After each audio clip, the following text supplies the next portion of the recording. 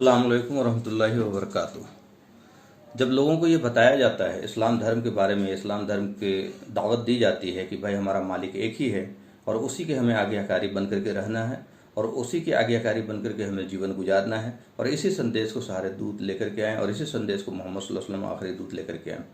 तो लोगों का एक सवाल जो है उनके जहन में आता है कि अगर इस्लाम धर्म सही है तो मालिक ने हमें दूसरे धर्म में क्यों पैदा किया। भाई मालिक चाहता तो हमें इस्लाम धर्म में पैदा कर देता, क्या ये मालिक का नाइंसाफ़ी नहीं है। तो मेरे भाई ये चीज़ हमें बताना चाहता हूँ मैं आपको कि मालिक ने का धर्म शुरू से, जो मालिक ने इंसानों के लिए जो धर्म डिफ़ाइन किया है, जो ज़िंदगी का मकसद डिफ़ाइन किया, वो एक ही है, दो नहीं है। कुरान में आता है वमा खलक़तुल जिन्ना वल इंसा इल्ला लियअबुदून, हमने नहीं पैदा किया जिन्नात और इंसान को, सारी जिन्नात और इंसान को अपनी बंदगी के लिए। मतलब धर्म कहते ही हैं अतिउल्लाह, उस मालिक की, उस परमेश्वर की बंदगी को, उसकी अनुसरण को। कैसे करेंगे? जैसे दूत बताते हैं। तो सबसे पहले दूत और सबसे पहले इंसान आदम अलैहिस्सलाम थे और उनको अल्लाह ने वो सारी ज्ञान दी थी, वो पहचानते थे अल्लाह को, परमेश्वर को पहचानते थे वो। और उन्होंने अब जो भी उनके औलाद पैदा हुए, जो भी उनके जनरेशन हुए, उनको वो सही डायरेक्शन पे लेकर के चले, उनको हक बात बताया, उनको मालिक का आज्ञाकारी कैसे बनना, कैसे जीवन गुजारना है। अब वो एक उम्मत एक राह पे चल रही है। अब उसमें से कुछ लोग भटक गए, कुछ लोगों ने दूसरी राह इख्तियार की। तो जब लोग भटक गए तो मालिक ने उनको करेक्ट करने के लिए कुछ समय बाद फिर से दूत भेजा। फिर उनमें से भी जब कुछ लोग लौट आए और कुछ लोग जो हैं बिगड़ गए। लेकिन जो लोग लौट आए और उनमें से जो लोग नहीं लौटे, तो ये पहले हमेशा से यह कानून रहा है अल्लाह का कि अल्लाह ताला ने बहुत सारे कौमों को उनकी जिद की वजह से, उनकी कुफ्र की वजह से, उनकी मतलब हर धर्मी की वजह से हिलाक कर दिया। जैसे कौम आद, कौम समूद, कौम लूत, कौम नूह, बहुत सारी कौमें जिसको अल्लाह ने हिलाक कर दिया। तो ये सिलसिला चलता रहा कि हमेशा से अल्लाह ने इस धरती पे, परमेश्वर ने इस धरती पे दूतों को, रसूलों को, नबियों को, जिनको अरबी में रसूल कहते हैं, नबी कहते हैं, हिंदी में दूत कहते हैं, ऋषि कहते हैं, भेजते रहें ताकि उनको सत्य का ज्ञान दिया जाए। तो वो एक्चुअली नया ज्ञान नहीं होता था, उसी ज्ञान को रिवाइज कराया जाता था, उसी ज्ञान को फिर से बताया जाता था कि हमारा मालिक एक है और उसी की तरफ लौटो। वरना होता था कि यार लोगों के अंदर बिगाड़ कई तरह के आते थे। कई बार तो दूतों के जाने के बाद लोग उन्हीं की पूजा शुरू कर देते थे और कई बार अज्ञानता धीरे धीरे ऐसी बढ़ती थी कि लोग इंसानों की पूजा करना शुरू कर देते थे, पेड़ पौधों की पूजा शुरू करना, सूरज चांद की, तारों की, मतलब किसी की भी, मालिक से भटक जाते थे। तो उस भटके हुए लोगों को राह रास्त पे लाने के लिए मालिक दोबारा दूत भेजता था और यही सिलसिला चलता रहा। ईसा अलैहिस्सलाम और मोहम्मद सल्लल्लाहु अलैहि वसल्लम, आखिरी दूत मोहम्मद सल्लल्लाहु अलैहि वसल्लम, उससे पहले ईसा अलैहिस्सलाम आए। ईसा अलैहिस्सलाम जब आए, उन्होंने जब ज्ञान दिया, उनके मानने वालों ने बहुत समय तक सही राह पे चलते रहे, उन हक पे चलते रहे, एक अल्लाह को पहचान लिया, एक गॉड को, एक परमेश्वर को पहचान लिया और अच्छे कर्म करते रहे। क्योंकि ईसा अलैहिस्सलाम ने कहीं बाइबल में नहीं कहा I am God and worship me, उन्होंने कहा keep the commandments and believe in God, my father is the greater than all. मतलब वही है जो सबसे बड़ा है और उसी की उपासना और उसी की पूजा। मैं तो मात्र एक दूत हूँ, एक मैसेज हूँ, एक प्रॉफिट हूँ। उसके बाद मोहम्मद सल्लल्लाहु अलैहि वसल्लम आए। जब उनकी कौम में बिगाड़ आ गई, लोगों ने उनकी मूर्तियां बना दी, ईसा अलैहिस्सलाम की मूर्तियां बना दी और उनकी कौम में भारी बिगाड़ आ गई, एक खुदा की जगह तीन खुदा का तस्वुर हो गया। तो अल्लाह ने आखिरी नबी मोहम्मद सल्लल्लाहु अलैहि वसल्लम को भेजा और फिर उन्होंने करेक्ट किया कि भाई हमारा मालिक एक है, अतिउल्लाह अतिउर रसूल, एक ही रब की इताअत करो। और जैसे रिवील्ड की गई अल्लाह की किताब मोहम्मद सल्लल्लाहु अलैहि वसल्लम पे, तो जिस तरह से नबी बताते हैं अतिउल्लाह अतिउर रसूल। अब इसमें जो इश्काल लोगों का आता है कि भाई अगर इस्लाम सही धर्म है तो मालिक ने हमें दूसरे धर्म, तो मालिक ने दूसरे धर्म में नहीं पैदा किया। आपने और हमारे बुजुर्गों ने, हमारे पुरखों ने किसी वजह से उस धर्म को छोड़ा, उनके अंदर बिगाड़ आई, उन्होंने दूसरा राह इख्तियार किया और उसको सुधारने के लिए मालिक हमेशा दूध भेजता रहा। फिर बिगाड़ आई। तो इस तरह से ये बिगाड़ क्या है कि भाई एक मालिक के अलावा या तो तीन मालिक बोलना है या अनेक मालिक बोलना है या मालिक को छोड़ के किसी और की अनुसरण करना। और वो मालिक कौन है? वो मालिक इंसान नहीं हो सकते। जितनी भी क्रिएटेड चीज़ें, जितनी भी आपको कायनात में दिखती है, वो सब क्रिएशन है और एक हमारा मालिक जो है, एक परमेश्वर जो है, वो क्रिएटर है। तो क्रिएशन की पूजा नहीं होगी, क्रिएटर की पूजा होगी जो हमारा मालिक है। अब इसमें मैं एक बहुत बड़ी बात, एक बहुत बड़ा सोल्यूशन आम आवाम के लिए, आम लोगों के लिए देना चाहता हूँ, जो शायद आपको लाखों या करोड़ों खर्च करके भी ना मिले। वो सोल्यूशन ये है कि अगर आपके अंदर ये कन्फ्यूज़न है कि मैं कौन सी धर्म की पालन करूँ, मैं किन लोगों के साथ हो जाऊं, मैं कैसे पहचानूं कि कौन से लोग सच्चे धर्म का पालन कर रहे हैं, कौन से लोग सही से परमेश्वर का अनुसरण कर रहे हैं। तो आपको एक काम करना चाहिए, आपको रात में खास करके एकांत में जब सब लोग सो जाएं तो हाथ मुंह धो करके उस मालिक का ध्यान लगाना चाहिए। एक्चुअली योगा जो है वो ध्यान लगाने को कहते हैं, मेडिटेशन, ध्यान लगाना चाहिए और उस मालिक से दुआ करना चाहिए। भाई जिसने हमें पैदा किया है उसका कंट्रोल हमारे ऊपर है। वो कहता है मैं तुम्हारा इतना करीब हूँ जितना तुम्हारा गर्दन का नस। तो जैसे बात उसने पैदा किया है तो हमारा कंट्रोल है, वो हमें देखता भी है, वो हमारी सुनता भी है, वो हमारे दिलों के हाल से वाकिफ है। वो हम ही हैं जो उसके तरफ रुजू नहीं हो रहे।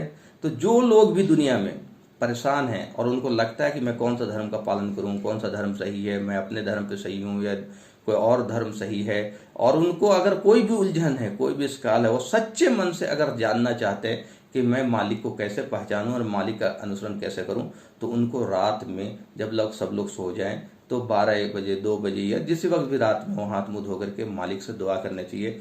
ऐ मालिक, तू तो मुझे जान रहा है, तू तो मैं तुझे नहीं देख पा रहा हूँ, या मैं आपको नहीं देख पा रहा हूँ, लेकिन आप तो मुझे सुन रहे हैं, आप तो मुझे देख रहे हैं। आप मेरी उलझन दूर कर दीजिए, आप मुझे बता दीजिए कि मैं किसके साथ, किन लोगों के साथ या किन को फॉलो करूं, कैसे फॉलो करूं और कैसे आपको पहचानूं। तो मालिक आपको सच ज्ञान पे पहुंचा देगा। मालिक के कई नाम है कुरान में, 99 नाम है। अल्लाह के अलावा अर्रहमान, अर्रहीम, अल खालिक, मालिक, राजिक, जो भी है 99 नाम है उसमें। मतलब वो सिफाती नाम है। अल्लाह के अलावा पैदा करने वाला, रहम करने वाला, दया करने वाला, जीवन देने वाला, मृत्यु देने वाला। तो उसमें एक नाम है हिदायत देने वाला। उसको हिंदी में कहते हैं मार्गदर्शक, मतलब सही रास्ता दिखाने वाला, सच्ची बातें इंसान को बताने वाला, हक बातें बताने वाला, ये भी उसका नाम। तो मालिक से को जिस नाम से हम पुकारेंगे उसका असर होगा। तो हम जब रात में दुआ करें तो 2 नाम अगर आप उसको नोट कर ले, या हादी या रहीम। मौलाना कलीम सिद्दीकी साहब की जो बहुत फेमस किताब है आपकी अमानत आपकी सेवा में, उसमें भी वो पीछे में लिखी हुई है या हादी या रहीम। और मैं उसका अटैच भी कर दूंगा वो लिंक, ताकि आप देख लें। या हादी या रहीम, हादी कहते हैं मार्गदर्शन करने वाला, सत्य की राह दिखाने वाला, रहीम कहते हैं दया करने वाला। तो हम जब उस नाम से पुकारेंगे मालिक को, और उसका कोई इमेज नहीं आना चाहिए, उसका कोई फोटो, कोई मेंटल इमेज, ना वो इंसानी स्वरूप है, ना वैसा कोई स्वरूप है ही नहीं इस कायनात में। वो कैसा है, हम जब उस जन्नत में जाएंगे, स्वर्ग में जाएंगे, तो सबसे बड़ा इनाम होगा कि हम मालिक का दर्शन करेंगे।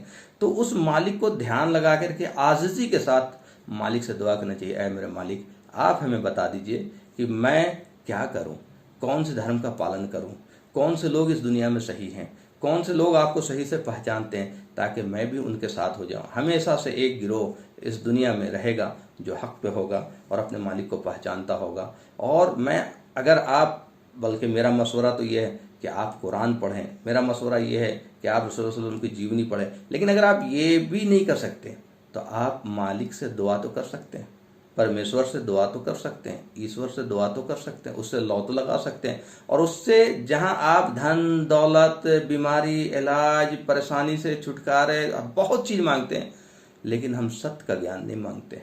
हम वो चीज़ नहीं मांगते जो सच में हमारे लिए फ़ायदे की है। हम वो चीज़ नहीं मांगते जो जिसका हमेशा हमेशा के लिए, चाहे उसके बेसिस पे जहन्नम होगा या जन्नत होगा। तो हमें ये दुआ करनी चाहिए, मालिक हमें सत्य का ज्ञान दे दे, वो ज्ञान दे दे जिससे मैं आपको पहचान सकूं, वो ज्ञान दे दे जिससे मैं आपके तरीके पे बताए हुए तरीके पे चल सकूं, वो ज्ञान दे दे जिससे मैं आप तक पहुंच सकूं। जिसको ये ज्ञान मिल जाएगा वो करोड़ों का, खरबों का, उससे भी बड़ी बात उसको मिल जाएगी, उससे भी बहुत कीमती चीज़ उससे मिल जाएगी। और जिसको ये ज्ञान नहीं मिला और जिसने ज़िंदगी का मकसद ही नहीं पहचाना, जिसने अपने रब को ही नहीं पहचाना, चाहे दुनिया में रबपति हो, खरबपति हो, वो हमेशा के लिए घाटे में होगा। और नट सेल में अगर कहें जाए, इस्लाम की जो टीचिंग है कुरान में आता है, वल अस्र इन्नल इंसान लफ़ी खुस्र इल्ला लज़ीना आमनु व अमिलुस सालिहात व तवासव बिल हक़ व तवासव बिस सब्र।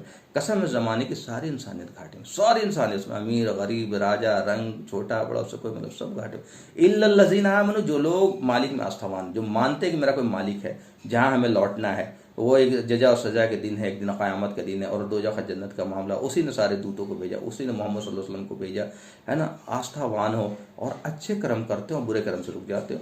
बुरे कर्म क्या है? झूठ नहीं, बुरे कर्म से रुकना मतलब झूठ नहीं बोलना, चोरी नहीं करना, धोखा नहीं देना, जिना नहीं करना, कत्ल नहीं करना, जुआ नहीं खेलना, शराब नहीं पीना, सूद नहीं खाना, है ना, कम नहीं तोलना, कम नहीं नापना, अपने माँ बाप के साथ अच्छे सलूक करना, और उसी की बंदगी करना, उसी की इबादत करना। तो बुरे कर्म से बचता हो और अच्छे कर्म करता हो, है ना, सत्य की वसीयत करता हो, सच बात को अपनाता हो और दूसरों को कहता हो और सब्र करता हो, ऐसे लोगों का ही वास स्वर्ग होगा। अन्यथा हमें हमेशा हमेशा के लिए हम जहन्नम में चले जाएंगे, जहाँ उड़ना भी आग होगा और बिछौना भी आग होगा और वहाँ मृत्यु नहीं आएगी। हम सबको पनाह मांगना चाहिए, मालिक से डरना चाहिए। दुनिया की अजाब तो कितनी छोटी है जिससे हम डर जाते हैं, जिससे हमारी हालत ख़राब हो जाती है, लेकिन वो अजाब कभी नहीं ख़त्म होगी जहन्नम की। और उसी का उल्टा जब जन्नत में जाएंगे, वो ऐसी नेमत होगी, ऐसी नेमत होगी कि ना किसी इंसान ने सोचा होगा, ना किसी जिन्ना तस्वुर किया होगा। ऐसी नेमत होगी तो अल्लाह ताला कहते हैं कि तुम खुश हो जाओगे। वो बियॉन्ड इमेजिनेशन नेमत होगा, वो बियॉन्ड मतलब ना किसी तस्वुर से बाहर होगा। ऐसी नेमत जन्नत है। व आखिर दावाना अल्हम्दुलिल्लाहि रब्बिल आलमीन।